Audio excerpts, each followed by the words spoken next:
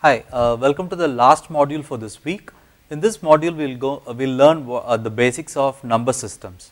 So I hinted upon this in the previous modules about number systems. So we'll go into a little more detail about number systems in this module.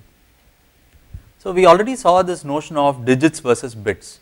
So when we say digits, their digits are in the powers of 10. So we know that when we have ones, tens, hundreds and so on, they are actually 10 power 0, 10 power 1, 10 power 2 and so on. And we also have 1 by 10th, 100th and 1000th and so on. That's as good as 10 power minus 1, 10 power minus 2, 10 power minus 3 and whatnot. So if you go and look at 36.25 in decimal, then we can assign the weights. So you start at the decimal point, go to the left side and move to the left. There you start with, so you start with the units here and tens here. So that's unit, and this is 10 power 0 and that is 10 power 1. And then you move to the right side, you take 2 into 1 by 10 plus 5 into 1 by 100. So this is a proper positional weight system. So in this positional weight, the decimal decides what weights you get. Everything to the left of the decimal gets increasing powers of 10 starting from 0, and everything to the right of the decimal gets decreasing powers starting from 10 power minus 1. So that's a positional weight system, and this automatically extends to binary also. So if in binary, what you do is, if you see a dot given in a binary number, you start from the left side, assign from weight 2 power 0, 2 power 1 so on to the left, and start with 2 power minus 1, 2 power minus 2 and so on to the right. So if you go and look at it from one side, it is actually only increasing from left to right. So for example, even if I take 36.25, this is 10 power minus 2, this is 10 power minus 1, this is 10 power 0 and this is 10 power 1, right. So from the rightmost thing, if you move to the left side, it only increases. But when you look at it from the decimal point of view, where we have the dot, when we go into the right side, it's decreasing, and when we go into the left side, it's increasing. Okay. So the same thing applies here. So if you go and look at this binary number here, so let's see what is the value of this one. So you start from here. So this is 0, this is 2 into 0, this is 4 into 1, this is 8 into 0, 16 into 0 and 32 into 1. So we have 32 plus 4, so this is 36, and on the right side, this is 0 into 2 power minus 1 plus 1 into 2 power minus 2. So 2 power minus 2 is 4, so that's 1 into 1/4, that's the value here, 1 into 32 plus 1 into 4 plus 1 into 1 by 4. In fact, this is the binary representation for 36.25, right. So you have 36.25 here, this is the actual equivalent binary representation here. Only that for 36 you have representation on the left side, for 0.25 you have representation on the right side of the decimal. The decimal point appears exactly at the same point, as in the integer value is to the left of the dot and the decimal value or the fraction is to the right of the dot. The same thing happens in binary also. The fraction is in the right side and the actual integer to represent the number is on the left side of dot. So how do we convert binary to decimal? I already talked about this. You take the number and then you assign weights to it. So you always start from the right side, you start giving increasing powers of 2 starting with 2 power 0. So this is 2 power 0 into 1 plus 2 power 3 into 1 plus 2 power 5 into 1, that is the same as 41. Then for this example, this is 1 into 2 power minus 1 plus 1 into 2 power minus 4, that is the same as 1/2 plus 1/16. So let us not worry about the decimal equivalent, but I know you can do the fractions here. So it is 1/2 plus 1/16. So let us see what the equivalent for this one is, 10110.1011 is. So if you start from here, so this is 2 power 0, this is 2 power 1, so we have the 2 term here, then this is 2 squared, so we have 4, 2 power 3 will be missing, and then you will have 2 power 4. So the first 3 terms are the integer representation, they are 16 plus 4 plus 2, which is 22, and if you look at the right terms, this is 2 power minus 1 should appear here, then 2 power minus 2 should not be there, then we have 2 power minus 3 and 2 power minus 4. So that is 1/2 plus 1/8 plus 1/16, that is the same as 0.6875. So the left side gives us the integer 22, the right side gives us 0.6875, overall we have 22.6875. So this is binary to decimal. Decimal to binary is slightly involved, you might have learned this in school, but I want to give it here so that it is for the sake of completion. So what you have to do is, for the left of the decimal point, you repeatedly divide the integer by 2 until you get 0 and read the remainders from bottom to top. So let us see this. If I want to find out what 22 is represented in terms of binary, then I will take 22, divide that by 2, so it gives me 11 as the quotient and remainder is 0. You divide 11 by 2, that gives me 5 as the quotient and remainder as 1, then take 5 and divide by 2, you get 2 as the quotient and remainder 1, and finally you get 2 divided by 1, and that gives us remainder 0 and quotient 1, and you take that 1 and divide by 0, you get quotient 0 and remainder 1. What you have to do is, you have to start with the number and keep dividing until you get 0. So the remainder may be 0 or 1, but you have to stop at the moment you get quotient equals 0. Once you stop, the rule to read this is read from bottom to up. So if you read from bottom to up, we are going to take only the remainders, we discard this, we do not need the quotients, we look at only the remainders and we will go bottom to top. And if you read this here, it is 1 0 1 1 0. So that is the input. So it is 22 is 1 0 1 1 0 in base 2. Let us see what happens to the right of the decimal point. For the right of the decimal point, we are going to do something slightly different. So for the left side we repeatedly divided, for the right side we are going to repeatedly multiply until we get a 1. For the left side you repeatedly divide until you get a 0 as quotient, and in the right side you repeatedly multiply by 2 until you get 1. Let us see what it is. So let us see this example, 0.8125, I want to find out what is the binary representation for it. I take 0.8125 and multiply it by 2. This is you represent this in decimal now, but it gets you 1.625. So you keep the 1 aside, take just 0.625 and multiply that by 2. Right? So 0.625 into 2 is 1.25. So remember, this one is not 1.625 into 2. We keep the 1 aside, take only this 0.625 and multiply that into 2. That is 1.25. Then again keep this 1 aside, we will come to it later. Take only the decimal part, which is 0.25, and multiply by 2, that is 0.5. Again keep the 0 aside, take 0.5 and multiply by 2, it gives me 1.0. At this point we have hit 1.0. This is when we stop. The moment you hit 1.0, you should not have anything on the right side and you get 1, number 1. That is when we stop. At this point what we do is we go and note down all the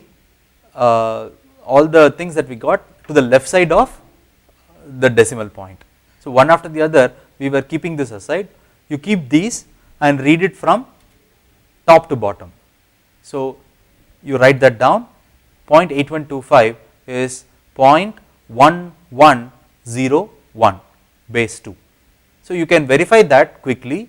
So this one is going to get a power of half, so this is 1 by 2, which is 0.5, plus 1 by 4, right, because of this one you get a 1 by 4, so 0.5 plus 0.25 is 0.75, then 1 by 8 is missing and you have 1 by 16. So 1 by 16 is 0.0625, so 0.75 plus 0.0625 is 0.8125.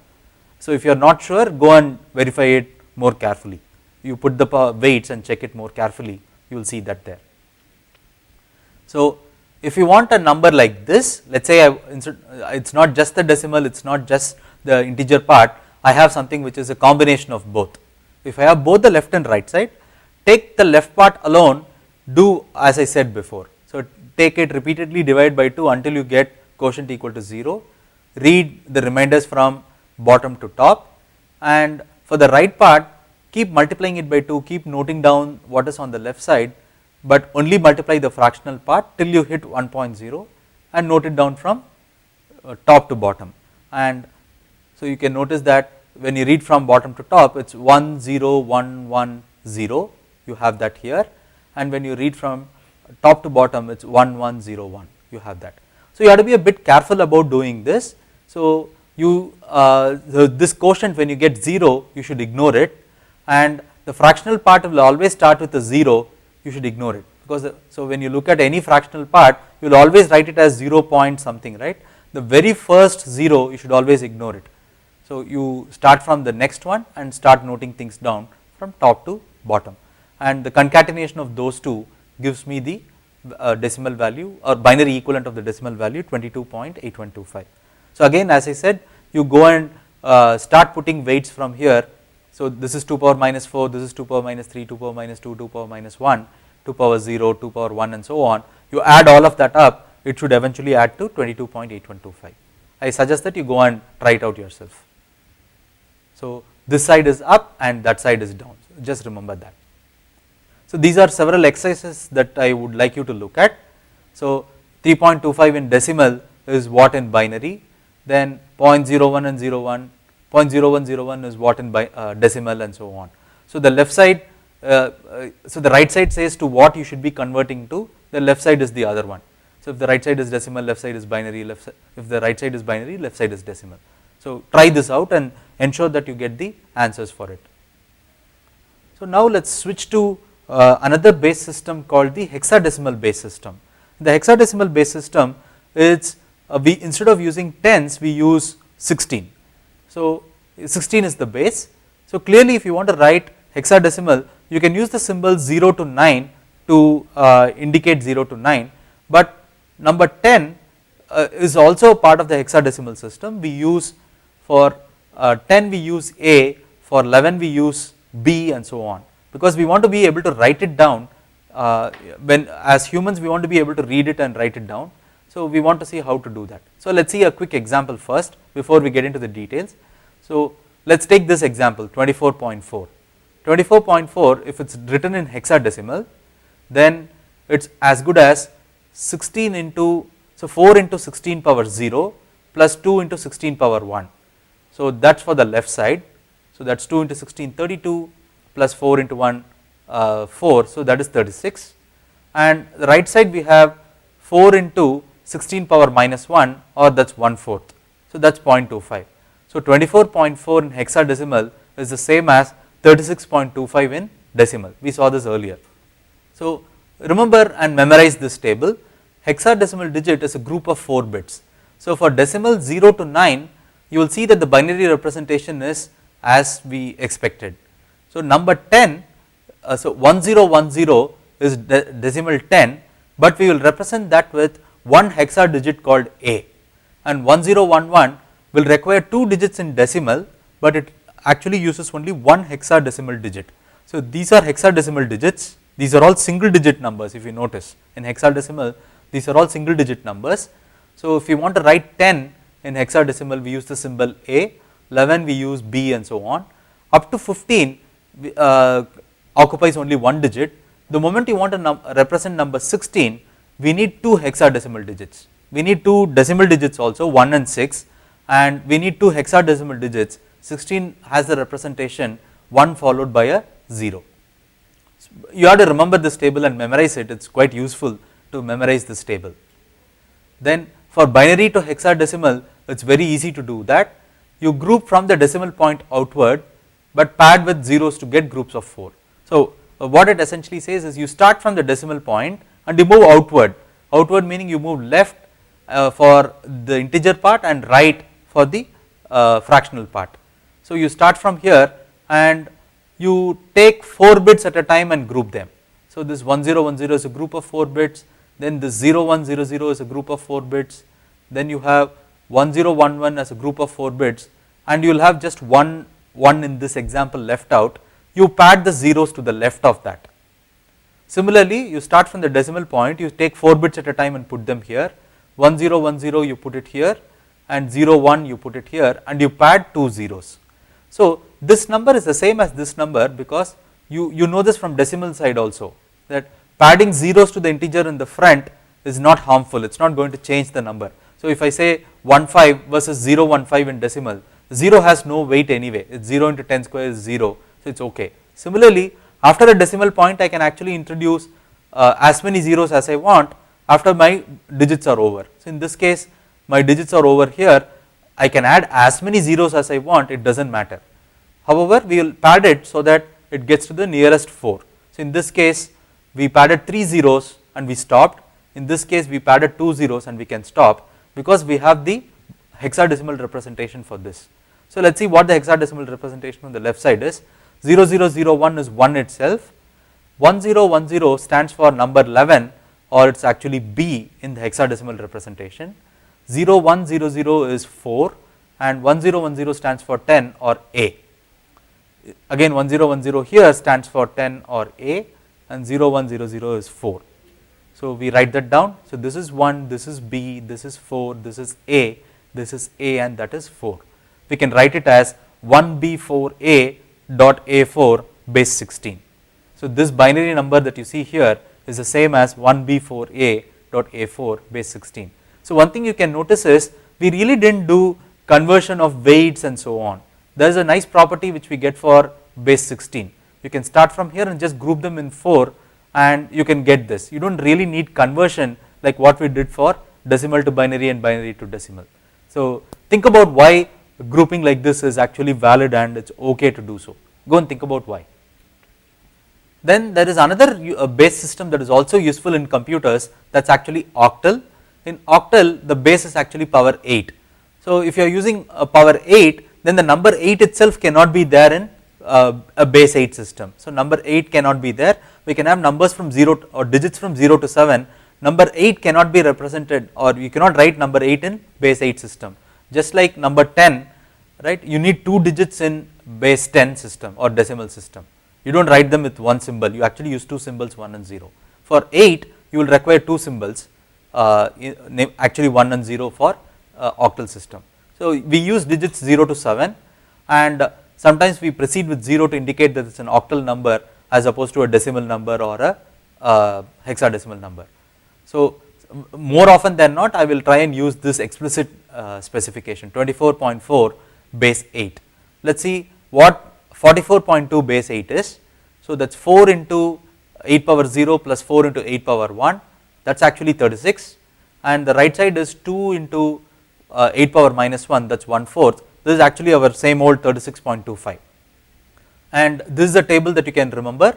If you have 3 zeros, right, you have them and you remember them as 0 to 7. The decimal and the octal digits that we use for 0 to 7 are the same. So, you are not exceeding 10, so it is not a problem for octal base. So, binary to octal is as we did for binary to hexa, only that we group in terms of 3. So, you start from here and start grouping in terms of 3 to the left side and 3 to the right side, and once you group it you may have to do padding. In this case the leftmost thing needs padding of 2, but we have 6 binary digits on the right side, so we do not need to pad anymore. On the left side we were too short of padding them in multiples of 3. So, there are 13 digits on the left, 13 bits on the left side, 13 is not a multiple of 3, so we need 15 of them. And once you have that, go back and put the numbers directly. 001 is 1, 101 is 5, 101 is 5, 001 is 1, 010 is 2, 101 is 5, and 001 is 1. You write that down and you put a base 8 there. So, 15512.51 base 8 is the binary equivalent, or is the octal equivalent of this binary number here. So, other conversions are straightforward. If you want to do octal to hex or decimal to hex, you can actually try other conventions that you have in place. So, you can convert from octal to binary to hex or decimal to binary to hex and so on. So, I have a small example here on the sheet of paper. So, 45 base 10, we already did this earlier. 45 base 10 is 101 101 base 2. So, I will take 101 101 and group them from, so there is no decimal point here. So, I can start grouping from this one, 101 gives me this group and this 101 gives me this group. So, if I read this as, so 101 is 5 and 101 is 5. So, 101 101 base 2 is 55 base 8. If I want to represent the same thing in hexadecimal, I start from the left, from the rightmost side and move to the left. So, I get a pairing of 4, it is 1101, and I have 2 bits here 1 and 0. I can imagine that that is padded with 0 0. So this one is number 2 and this one is symbol D. So you have 2D base 16. So 101101 base 2 is 2D base 16. If you want to check whether it is correct or not, let us see this. We start with 55 base 8.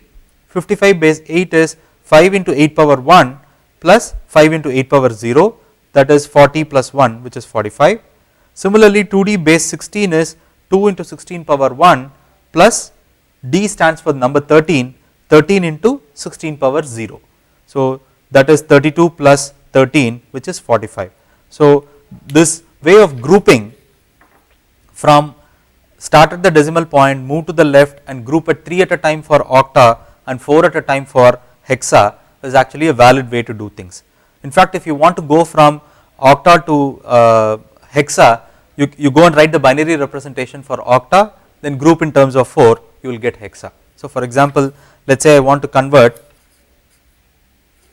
this, so this is in base 2, let us say instead I had only the octal representation 52 base 8, let us say I only had that, forget this for a while, let us say I had only 52 base 8, then I can go and write the binary representation. So 2 base 8 is, we can write it as 010, for 5 we can write it as 101, and now that it is in binary we can actually group in terms of 4 and write it as hexa. So 2A base 16 is the same as 52 base 8, we can verify that. So 52 base 8 is 5 into 8 plus 2, that is the same as 42, and 2A base 16 is 2 into 16 plus 10, that is the same as 42 also. So it is a fairly simple way to convert from octal to hexa or from hexa back to octal. You use the binary route because conversion is easy to binary, and then in binary do a packing of 3 or 4 appropriately. So this brings me to the end of this week's lectures, and we have seen quite a bit of things in this week. We started with K maps on 2 variables, 3 variables, 4 variables and so on, and we also looked at how to use K maps as a visual infrastructure to help us in doing Boolean minimization. So probably by now you understand that this graphical representation is much more powerful because it is easier for human beings to do than this Boolean algebraic minimization. We also saw a few other things, namely multiple output minimization and number systems and so on. The quiz that you will have this week will cover all of this material. So this brings me to the end of week 2, and thank you very much. I will see you next week.